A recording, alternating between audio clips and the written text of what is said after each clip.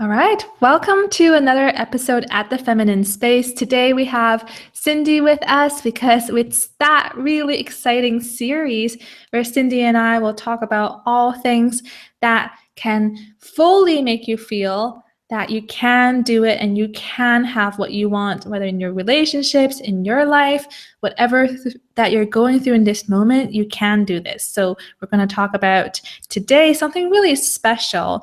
I was super inspired just now because I was on a client call and I realized that a lot of the times we grasp so strongly onto what we think will give us that bliss and that happiness. And we have a lot of these hoops in place that we have to dive through so that we get to Oasis. But where is Oasis and what are we searching for and how do we really get there? So these are all the topics that we will cover today so that you know that it's actually possible for you and it's totally there for you to feel where you need to be and what you want to wish to have in this moment. So here we go, Cindy.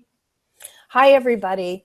And you're so right, Natty, when clients come and they have this idea and it's a mindset that in order to feel happy or in order to feel whatever it is they want to feel, they have to have this in place or that in place, or life has to be like this, or they need to learn that. And they do so many things first, thinking that that's what they need, or they need more money, or they need a different job, or they need a different relationship. And over again, we both learn, and everybody learns who's in this healing business, that if you wait for all the elements to be in place before you're happy, you will never get there because all of the elements never get in place.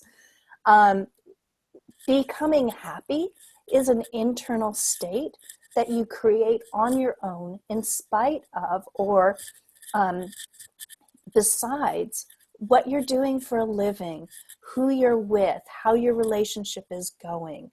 Of course, these things affect our feelings, but we need to find our happiness inside without waiting for all of the conditions to be perfect. And I think that's what you're talking about with your client, and that realization that, if you're waiting for conditions to be perfect, you might never find your happiness. Mm-hmm. Or sometimes we feel like there's so much for us to learn. There's this place I need to get to. And I think I covered this some time ago on another chat, and that was actually our fireside chat, was when I mentioned that sometimes we set these goals and I call them I'll be happy when goals, right? Mm-hmm. So we actually clearly define our happiness or what we want into such a concrete context and structure that's all the wiggle room we've got, and that's where we function in, and we don't feel like there's any other way to get to what we want to feel and that state we want to be in this moment. Well, you're absolutely right. And that's, I will be happy when.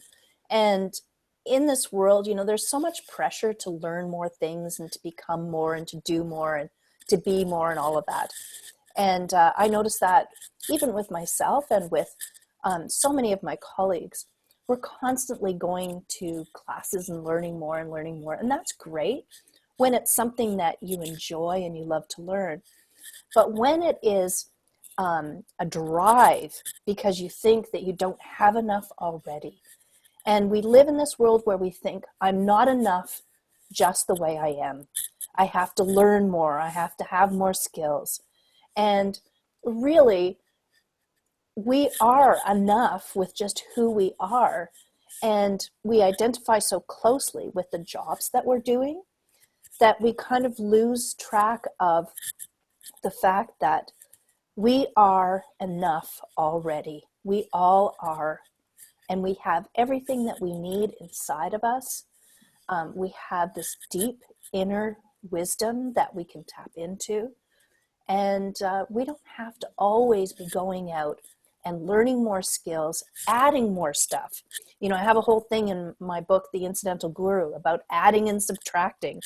And in life, we think we have to keep adding things and adding things and adding things to make our lives happy. or to make them work. And really, most of the time, if we just started taking things away, subtracting things, doing less and having more. And I think that with that kind of approach to life, it's a much easier, greater flow with life when you add less and have and do and be more. I wonder if you resonate with this, or if this is something that you struggle with, Cindy. I know that when something is going a bit off, or something is, I don't know, not quite right in my life, I'll sometimes find myself doing lots of things. Like I'll put in lots of action back in, like events, and oh, let me clean my apartment, and oh, let me watch that something. So I honestly feel like, in fact, all I need to do is actually subtract and take away those distractions and actually come inside. But there's this little me that goes, no, no, no, not now. I don't want to feel into that. Let me find that something to just distract myself for a moment. Let's add more. So I feel like there's something that I need to focus on. And what's happening inside isn't actually the priority or the source of what's happening.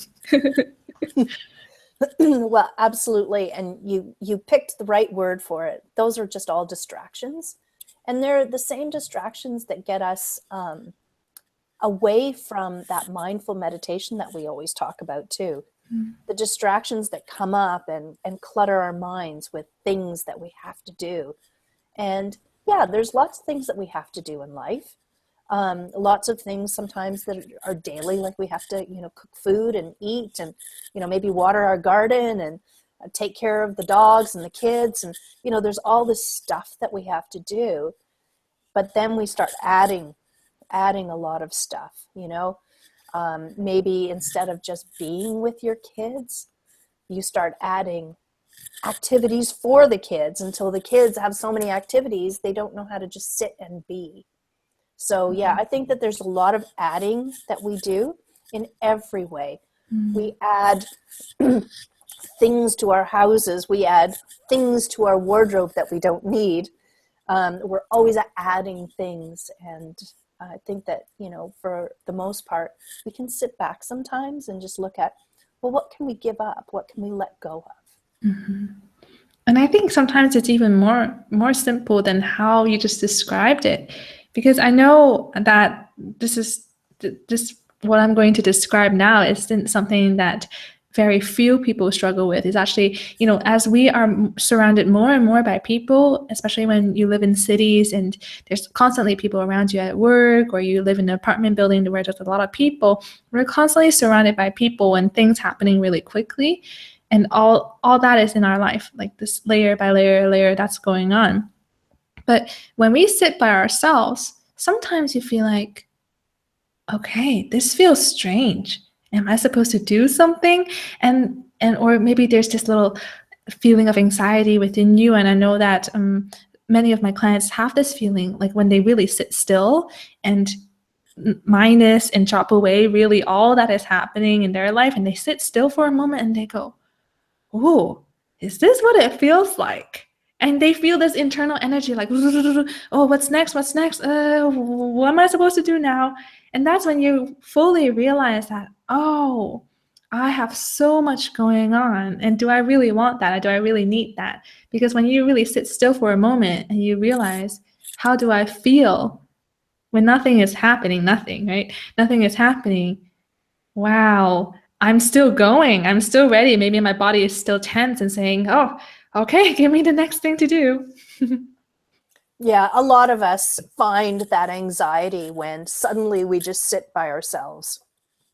And a lot of the activity is to avoid that. And for some reason, we tend to want to avoid the feelings rather than allow them to exist and see what they're about. And the only way to do that is to sit with those feelings and allow the anxiety to be there, and allow the anxiety to tell us, what is it that we're really feeling anxious about? I had a recent client, which was really interesting because she thought she had a sleep disorder.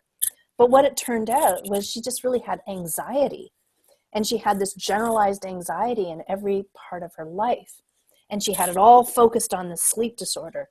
oh, she couldn't sleep at night. She didn't get enough sleep. And if she didn't get enough sleep, she couldn't work the next day. And everything was around like, I can't sleep. And it was just so simple that once we just sat for a moment and just, okay, like stop this whirlwind of words and just really take a moment, like, you sound so anxious. And it was like a dam burst.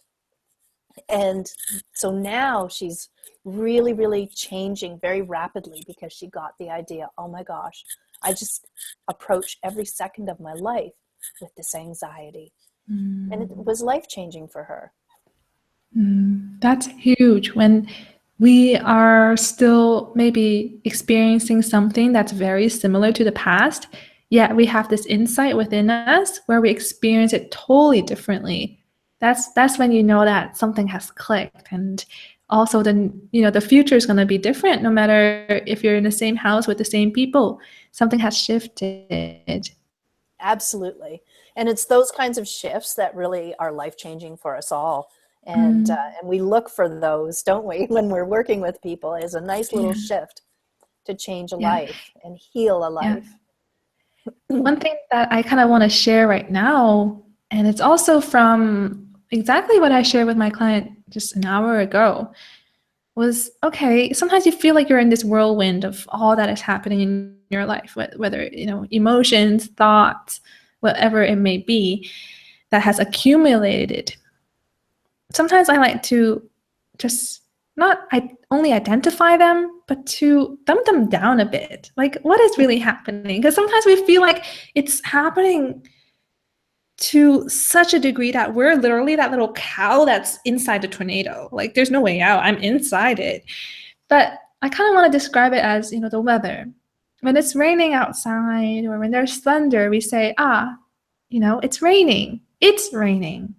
I'm not raining, or the house isn't being rained on. It's raining, right? So there's a level of distance or this level of perception that is just happening there. And I'm not the rain. I'm not being, rained on and all that. So how I like to sometimes suggest an exercise is to say, when all this whirlwind is happening, then I say, okay, the brain or my brain or this brain is the best. This brain is having a thought. Or I say, this body is having a sensation. Because at the end of the day, what's happening when we feel anxious or when we're worried? We're having lots of thoughts and our body is tense, or, emotions are coming up. Then what's happening? Well, let's dumb it down. This brain is having a thought. This body is having a sensation. That's what's happening. It's raining. I'm not being rained on. I'm not, So I kind of just wanted to share that little tip right there to give us a little perspective on, when we're overwhelmed, sometimes we just need a little bit of perspective. It's a nice way to describe that whole sensation of being overwhelmed by feelings and ideas and thoughts. And we tend to take all our thoughts as reality.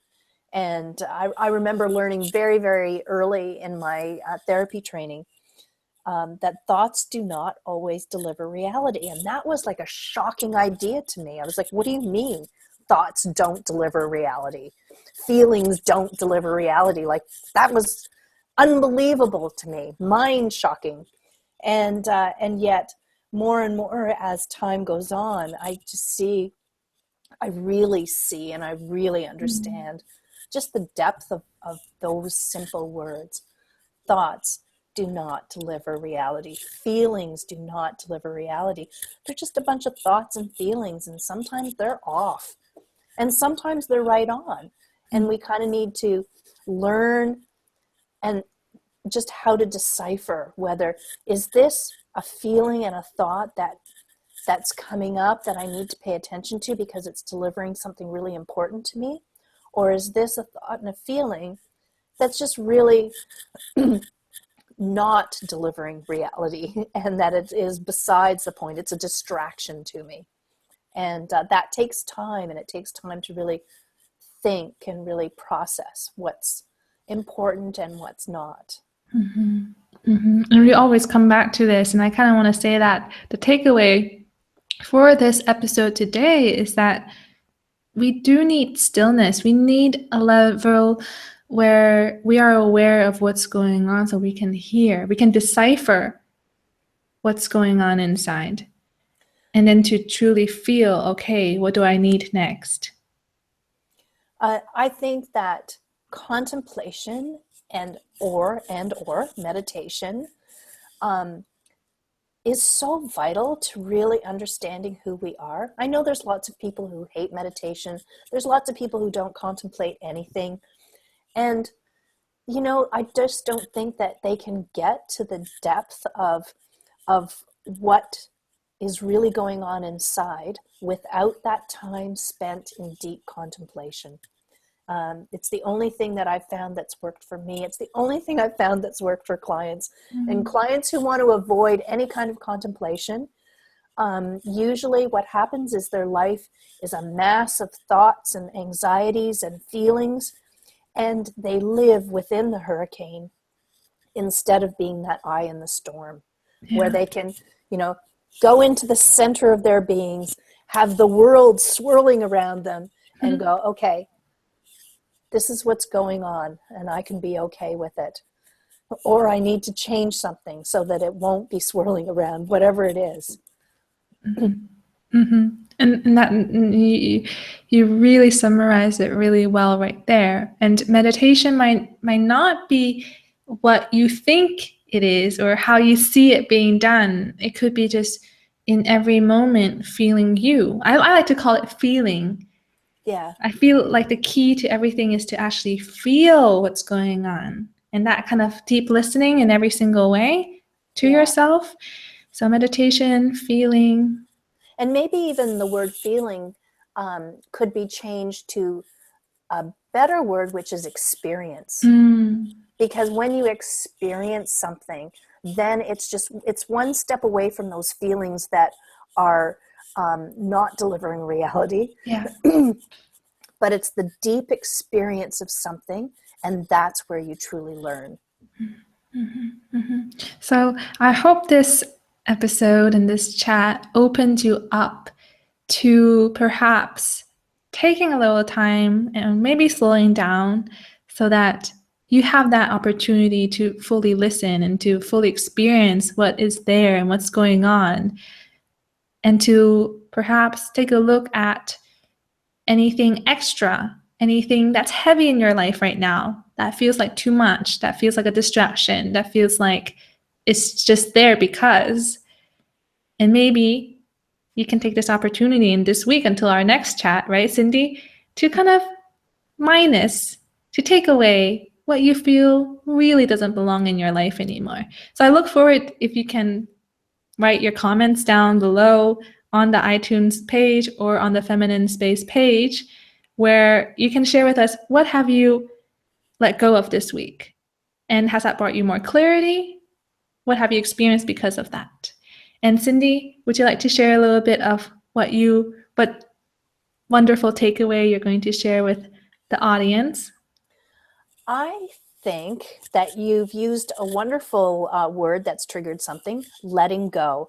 And I think that there are many things that happen to us throughout our lives that are often traumatic, that feel very, very important. And if we can let go of those things, our lives begin to change and reshape themselves. So I think I'm going to do a nice little letting go meditation for us. Awesome. I can't wait. Cindy's meditations and hypnotic journeys are amazing. They're lots of fun, and you just go on this journey with Cindy and you're going to come out on, with a new experience, really. That's what it will give you. So check out underneath in the description. Make sure you download it and get it so that you can take that little time for yourself and just spend it listening to that MP3 and allow yourself and give yourself this opportunity to feel how you truly want to and get in touch with what is already inside of you. So wonderful talk, Cindy. Any last thoughts? Letting go is a huge topic, and it's sometimes very difficult to do, though it sounds very simple. So we might want to talk more about it. Can't wait. So everybody, thanks for joining us, and can't wait to talk to you again, maybe on that topic of letting go next Tuesday. And yeah, let's not forget to flow with self-love and ignite our natural power. So until then. Bye. Bye, everyone. There we go.